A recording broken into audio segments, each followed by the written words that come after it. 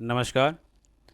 आज के इस लेक्चर में हम लोग Indian economic class 12th NCERT book का चैप्टर 1 पढ़ेंगे। इस चैप्टर के थ्रू हम लोग समझने की कोशिश करेंगे कि चैप्टर 1 के थ्रू किस प्रकार से इंडियन इकोनॉमी को बेसिक चीज़ें समझाने की कोशिश कर रहा है ये एनसीईआरटी बुक। उसको हम लोग देखेंगे। इसमें कुछ टर्म हैं, उस टर्म के बारे में समझेंगे और उनको थिंकिंग वेस में कैसे लाना है, क्योंकि एनसीईआरटी के थ्रू ही क्वेश्चन पूछे जाते हैं बोर्ड एग्ज़ाम में। और इंडियन इकोनॉमी कभी भी रट्टा मार करके आप आंसर नहीं लिख सकते हैं इसका, इसलिए इसमें थिंकिंग बेस्ड क्वेश्चन पूछे जाते हैं। तो थिंकिंग कैसे हमको लाना है वो हम लोग सीखेंगे। तो चलिए स्टार्ट करते हैं इस बुक के इस चैप्टर को, फर्स्ट चैप्टर को। सबसे पहले हम लोग सीखेंगे या समझेंगे कि इस चैप्टर का, इस लेसन का आउटलाइन क्या है, आउटकम क्या है, यानी कि हमको क्या सीखने को मिलेगा इस चैप्टर को पढ़ने के बाद। जैसा कि आपको पता है, Indian economic class 12 chapter first, नाम है Indian economy on the eve of independence. On the eve of independence का मतलब होता है स्वतंत्रता के ठीक पहले। ठीक है, स्वतंत्रता के ठीक पहले, on the eve of independence, भारतीय अर्थव्यवस्था कैसी थी, इंडियन इकोनॉमी कैसी थी, उसके बारे में ये चैप्टर हमको समझाता है। इस चैप्टर को पढ़ने के बाद आप लोग क्या सीख जाएंगे, अदरवाइज हम कहें कि इस चैप्टर से आपको क्या ऑब्जेक्टिव मिलेगा, क्या सीखने को मिलेगा, इसका आउटकम क्या रहेगा। तो आप सीख जाएंगे कि इंडियन इकोनॉमी 1947 में किस सिचुएशन में थी, उसके पीछे का क्या रीज़न था और क्यों हमारी इकोनॉमी स्टेगनेशन में थी। स्टेगनेशन का मतलब होता है स्थिर हो जाना। स्थिर इस बेसिस पर हो जाना कि उस कंट्री का PCI, per capita income, GDP growth rate, वो क्या हो गया हो, वो रुक गया हो, वो बढ़ नहीं रहा हो। तो ऐसी इकोनॉमी को कहते हैं स्टेगनेशन इकोनॉमी। तो स्टेगनेशन इकोनॉमी जब भी होगा तो कंट्री अंडर डेवलप हो जाएगा। ठीक है, तो इंडियन इकोनॉमी क्यों अंडर डेवलप थी वो चीज़ें हम लोग सीखने की कोशिश करेंगे। और एक पॉइंट और यहाँ से आप सीख जाएंगे कि 1947 तो सीख ही रहे हैं, 1947 से लेकर के अप्रॉक्स 1970 तक का ये जो सिनेरियो है, इस सिनेरियो के बारे में यहाँ से इस चैप्टर को पढ़ने के बाद एक आइडिया लग जाएगा कि 1970 तक चलने वाला कैसा है, ये एक आइडिया आपको मिल जाएगा। तो वही बता रहा है कि यहाँ पर अप्रॉक्स 4 डेकेड्स तक के इंडिपेंडेंस, आफ्टर इंडिपेंडेंस के बारे में इस चैप्टर से आपको सीखने को मिल जाएगा। चलिए नेक्स्ट टॉपिक पर आते हैं, देखते हैं क्या कह रहा है ये। देखो, इस चैप्टर में हम लोग क्या क्या टॉपिक कवर करेंगे वो देख लेते हैं कि इस टॉपिक को कवर करने के बाद ये चैप्टर आपका क्लियर हो जाएगा। इसमें पहला टॉपिक है low level of economic development under colonial rule. अच्छा, अब ये क्या मैटर आ गया, कॉलोनियल रूल का क्या मैटर है। कॉलोनियल रूल बाबू क्या होता है, ये बना है कॉलोनाइजेशन से। कॉलोनाइजेशन क्या है, तो कॉलोनाइजेशन जो है, जो डेवलप कंट्री होती हैं, अगर ये डेवलप कंट्री किसी छोटे कमज़ोर अंडर डेवलप कंट्री पर कब्जा कर लें और इनका इकोनॉमिक, पॉलिटिकल और सोशल सभी प्रकार के रूल खुद चलाएं, तो ऐसे कंट्री को हम कहेंगे कॉलोनाइजेशन। और उनके द्वारा किया जाने वाला ये जो सिस्टम है कॉलोनियल रूल कहलाएगा। ठीक है, तो जैसे कि इंडिया के ऊपर उस समय अंडर डेवलप कंट्री थी, कब्जा किसने कर लिया, ब्रिटेन ने कर लिया। तो ब्रिटेन जो है इंडिया जो है ब्रिटेन का कॉलोनी हो गया। ठीक है, और उस पर जो भी एक्टिविटी चल रही है वो कॉलोनियल रूल के ही अकॉर्डिंग चलेगी, यानी कि ब्रिटेन की ही अकॉर्डिंग चलेगी। तो ब्रिटेन ने किस तरीके से इंडिया पर कब्जा करने के बाद, ब्रिटेन के इस कब्जा के दौरान इंडिया का economic development low level growth rate क्यों रहा, वो इस पॉइंट में हम लोग सीखने की कोशिश करेंगे। ठीक है, अब अगले पॉइंट पे हम लोग देखेंगे कि एग्रीकल्चर सेक्टर का क्या सिचुएशन था, एग्रीकल्चर के बारे में देखेंगे। एग्रीकल्चर सेक्टर भारत को सोने की चिड़िया कहा जाता था, लेकिन कब कहा जाता था, ब्रिटेन के भारत पर कब्जा करने से पहले 17th सेंचुरी में ब्रिटेन का कब्जा भारत पर हुआ। और 18th सेंचुरी अप्रॉक्स 1757 जब वारा प्लासी हुआ, प्लासी के युद्ध के बाद से पूरी तरीके से वारा प्लासी 1757, वारा बक्सर 1764, इन दोनों वार ने पूरी तरीके से इंडिया पर कंट्रोल दे दिया, किसका, ब्रिटेन का। अब वो पूरी तरीके से ब्रिटेन क्या करने लगा, अपने अकॉर्डिंग कंट्री को चलाने लगा। अब इसी दौरान इंडियन एग्रीकल्चर, अब इनकी इनकम का ब्रिटेन को क्या करना, ब्रिटेन यहाँ पर जो है घर बसाने थोड़ी ना आया था, ब्रिटेन क्या करने आया था, ब्रिटेन यहाँ पर आया था प्रॉफिट कमाने के लिए आया था। तो प्रॉफिट कैसे कमाएंगे, सोशल वेलफेयर करके, क्या सोशल वेलफेयर करके कोई प्रॉफिट तो कमाता नहीं है। तो भारत पर जो है, भारत के फार्मर पर जो है वो ओवर टैक्सेस लगा करके क्या करते थे, इनकम अपना कमाते थे। मेन एग्रीकल्चर सेक्टर से जो इनकम हो रहा था वही उनका मेन इनकम था। तो इसके लिए उन्होंने क्या कर दिया था, जमींदारी सिस्टम यूज किया था, जमींदारी सिस्टम। तो जमींदारी सिस्टम चलाया था, जमींदारी सिस्टम या फिर परमानेंट सेटलमेंट मेथड, ठीक है, महलवारी सिस्टम, रैयतवाड़ी सिस्टम। ये जो महलवाड़ी, जमींदारी, रैयतवाड़ी सिस्टम है, तो जमींदारी सिस्टम के द्वारा, रैयतवाड़ी सिस्टम के द्वारा और महलवारी सिस्टम के द्वारा, ये 3 सिस्टम चलाए गए थे एग्रीकल्चर पर से टैक्स कलेक्ट करने के लिए। इसके द्वारा इनकम इन्होंने कलेक्ट किया ब्रिटेन ने और अपना जेब भरा। दूसरा काम यहाँ पर क्या किया था, कॉमर्शलाइजेशन कर दिया था, कॉमर्शलाइजेशन ऑफ एग्रीकल्चर। एग्रीकल्चर का क्या कर दिया था, कॉमर्शलाइजेशन कर दिया था। और वो भी कॉमर्शलाइजेशन भारत के फ़ायदे के लिए नहीं, इंडिया के फ़ायदे के लिए नहीं, ये कॉमर्शलाइजेशन अपने फ़ायदे के लिए। इस कॉमर्शलाइजेशन में क्या किया, प्लांटेशन एग्रीकल्चर करना स्टार्ट कर दिया, जिससे उनको बेच करके वो फ़ायदा कमा सकें। प्लांटेशन एग्रीकल्चर में टी का एग्रीकल्चर करना, कॉफ़ी का एग्रीकल्चर करना, जूट का एग्रीकल्चर करना, इन सब एग्रीकल्चर के द्वारा क्या करने लगे वो लोग, अपने इनकम को जनरेट करने लगे। और इनकम जनरेट करने के साथ ही साथ अपने आप को और डेवलप करते चले गए ब्रिटेन के वाले लोग। तो इस तरीके से आप देख रहे हैं कि एग्रीकल्चर सेक्टर में हम लोगों को क्या क्या पढ़ना है। अगला जो टॉपिक है इंडस्ट्रियल सेक्टर।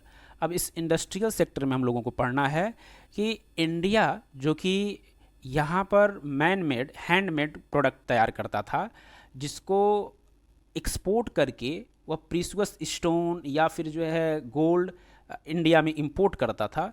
तो इंडिया को किस तरीके से हैंडीक्राफ्ट को डिस्ट्रॉय कर दिया पूरी तरीके से ब्रिटेन ने, और इसको इंडिया को केवल और केवल रॉ मटेरियल का केवल और केवल एक्सपोर्टर बना दिया। यानी कि इंडिया केवल रॉ मटेरियल बेच रहा है और बदले में इंपोर्ट कर रहा है किसका, फिनिश गुड्स का।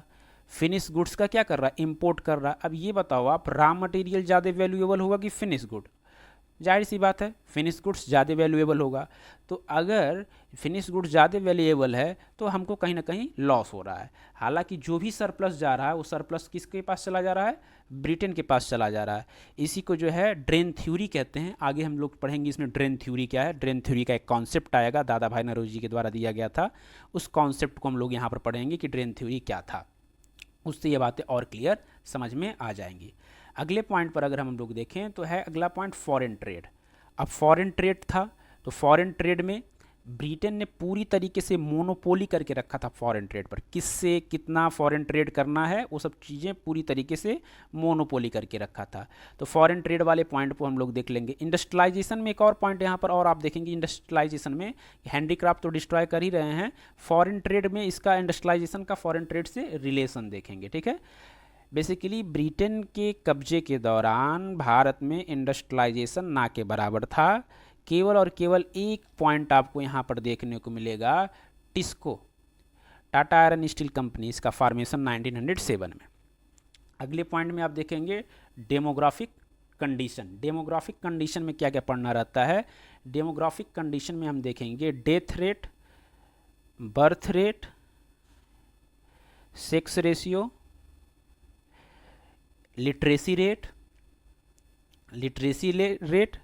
इसी के द्वारा और अदर पॉइंट जो है इसमें आ जाएगा, वो सब इसमें देखेंगे। ऑक्यूपेशनल कंडीशन में हम देखेंगे कि प्राइमरी, सेकेंडरी और टेरिटरी सेक्टर में वर्क करने वाले लोग कितने परसेंट थे और कितना जीडीपी में इनका रोल था। अगले पॉइंट पर आएगा इंफ्रास्ट्रक्चर में हम देखेंगे रेलवे, ठीक है, ट्रांसपोर्टेशन पूरा आ जाएगा, ट्रांसपोर्टेशन में रेलवे आ जाएगा, कम्युनिकेशन, बैंकिंग, ये सब आ जाएगा इंफ्रास्ट्रक्चर में। तो आपको पता चल गया होगा कि इस सब पॉइंट को पढ़ने के बाद हमारा ये पूरा चैप्टर क्या हो जाएगा, कंप्लीट हो जाएगा। 1 बाय 1 करके हम लोग इस चैप्टर को कंप्लीट करेंगे।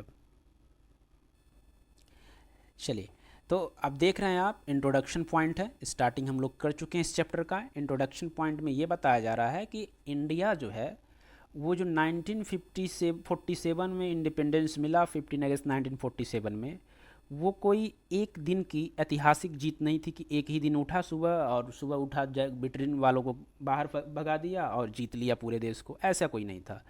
ये 200 वर्षों से किया गया प्रयास था, 200 वर्षों से कब्जा करके ब्रिटेन ने रखा था इंडिया को। तो उस 200 वर्षों का रिजल्ट था जो एक दिन देखने को मिला। India finally von it's independence on 15 अगस्त 1947। तो ये जो ब्रिटेन का रूल था वो इस दिन ख़त्म हो गया, ठीक है। The sole purpose of Britain colonial rule in India was to reduce the country's being as a feeder of economy for the Great Britain on the rapidly expanding the modern industrial base. Meaning समझ में आया? Meaning ये था कि Britain पर कब्जा के दौरान, ब्रिटेन का इंडिया पे कब्जा के दौरान केवल और केवल एक यही उद्देश्य था कि किस तरीके से ब्रिटेन अपने यहाँ अपनी इंडस्ट्री डेवलप करने के लिए भारत का अधिक से अधिक एक्सप्लॉयटेशन करे, फीडर बना करके रख दे, एक केवल और केवल रॉ मटेरियल का केवल और केवल एक्सपोर्टर बना करके रख दी हुई थी। ये इसका इंट्रोडक्शन है। अब यहीं से स्टार्ट होता है अगला पॉइंट।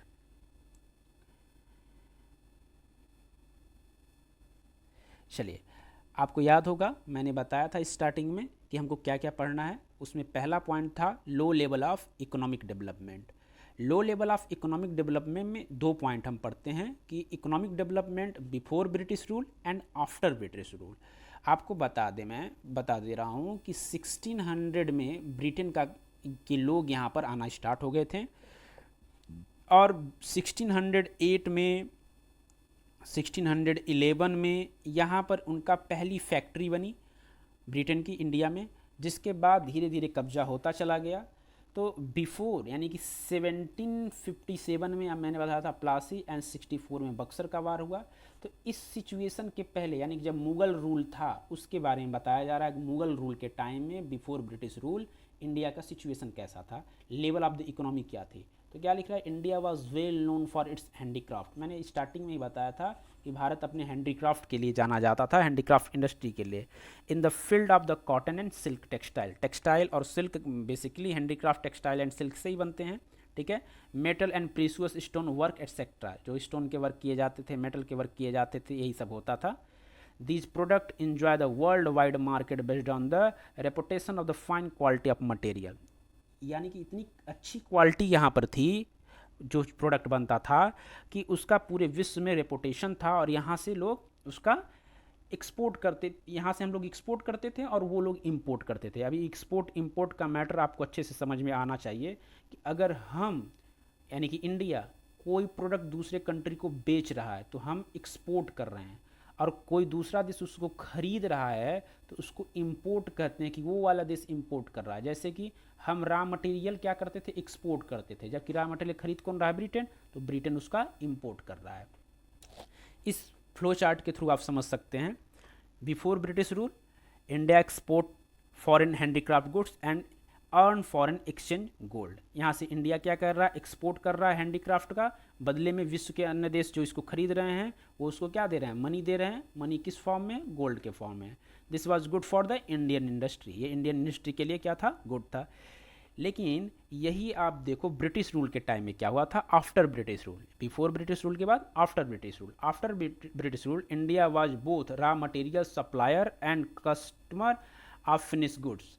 क्या हो गया, इंडिया रॉ मटेरियल केवल बेच रहा है, रॉ मटेरियल का क्या हो गया, एक्सपोर्टर हो गया, ठीक है। और खरीद क्या रहा है, इंडिया खुद क्या खरीद रहा है, इंडिया खरीद रहा है फिनिश गुड्स खरीद रहा है, इसका इंपोर्ट इंडिया कर रहा है। तो रॉ मटेरियल का क्या कर रहा है, एक्सपोर्ट कर रहा है, और इंपोर्ट किसका कर रहा है, फिनिश गुड्स का। आपको याद होगा कि मैंने स्टार्टिंग में इस पॉइंट को और क्लियर किया है। Indian industry suffered loss, British industry prospered. Indian industry को क्या होने लगा, लॉस होने लगा कंपेयर टू ब्रिटिश रूल। क्यों, क्योंकि बाबू जो रॉ मटेरियल रहेगा ना उसकी वैल्यू कम होती है और जो फिनिश गुड्स रहता है उसकी वैल्यू ज़्यादा रहती है। तो हम बेच रहे हैं कम वैल्यू के सामान और ख़रीद रहे हैं ज़्यादा वैल्यू के सामान, तो आपको पता ही है लॉस ही में जाएंगे।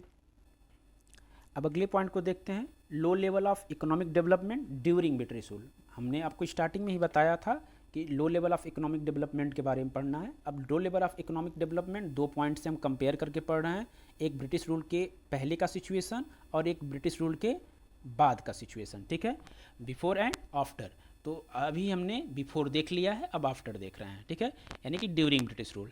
तो ड्यूरिंग ब्रिटिश रूल क्या हो रहा है, पहले ये फ्लो चार्ट देख लेते हैं। ड्यूरिंग ब्रिटिश रूल क्या हो रहा था, ये ड्यूरिंग मुगल रूल के टाइम का है। इसमें एग्रीकल्चर सेक्टर में हम लोग फोकस कर रहे थे, खास करके मैन्युफैक्चरिंग सेक्टर में देख रहे थे, ठीक है। ये सब ड्यूरिंग द मुगल रूल का है और इस मुगल रूल से ही कंपेयर किया गया है, यानी कि बिफोर वाला है ये, ठीक है। अब आफ्टर वाला देखते हैं। The economic policy pursued by a colonial government in India were concerned more with the protection and the promotion of economic interest of the home country than with the development of the Indian economy. Such policy brought about the fundamental change in the structure of the Indian economy. Meaning क्या है, meaning ये है कि British government ने क्या किया, Indian economy को पूरी तरीके से कंट्रोल कर लिया। कंट्रोल कैसे कर रहे हैं, प्रोटेक्शन के थ्रू कंट्रोल कर रहे हैं, ठीक है। और प्रोटेक्शन दे करके इंडियन इकोनॉमी को मोनोपोली कर रहे हैं, यानी कि एकाधिकार में ला दे रहे हैं, और इस एकाधिकार के थ्रू फंडामेंटल चेंजिंग कर रहे हैं। क्या चेंजिंग कर रहे हैं, transforming the country into the net supplier of the raw material. Raw material का केवल और केवल सप्लायर भारत को बना दिया, जबकि कंज्यूमर गुड्स यानी कि जो फिनिश गुड्स है उसका क्या बना दिया, इम्पोर्टर बना दिया, जो कि कहाँ से आ रहा है, ब्रिटेन से आ रहा है। ये जो फिनिश गुड्स हैं वो ब्रिटेन से आ रहे हैं, ब्रिटेन हमको बेच रहा है, यानी कि हम इंपोर्ट कर रहे हैं, जबकि हम ब्रिटेन को क्या बेच दे रहे हैं, रॉ मटेरियल। तो जाहिर सी बात है कि इसमें हमारा लॉस ही रहेगा। क्यों, क्योंकि रॉ मटेरियल की वैल्यू कम होती है और फिनिश गुड्स की वैल्यू ज़्यादा होती है। The country's growth rate during the first half of the 20th century. First half of the 20th century का मतलब है 1925 की बात कर रहा है, अप्रॉक्स इसके बीच की, ठीक है, sorry 50, first half of the 20th century, ठीक है, 1950 के पहले की बात कर रहा है। लेस देन 2%, ग्रोथ रेट कितना था भारत का, लेस देन 2%, ठीक है। Per capita output was only 0.5%। Growth rate 1950 के ठीक पहले इंडिया का ग्रोथ रेट कितना था, 2% से कम था, और पर कैपिटा आउटपुट कितना था, पर कैपिटा आउटपुट ओनली 0.5% था। ये क्या शो कर रहा है, ये शो कर रहा है कि Indian economy under developed economy बन के रह गई थी, low level of economic growth rate था, और भारत सफ़र कर रहा था पॉवर्टी से, ठीक है। अगला पॉइंट है एग्रीकल्चर सेक्टर, लेकिन एग्रीकल्चर सेक्टर को अभी हम लोग नहीं पढ़ेंगे।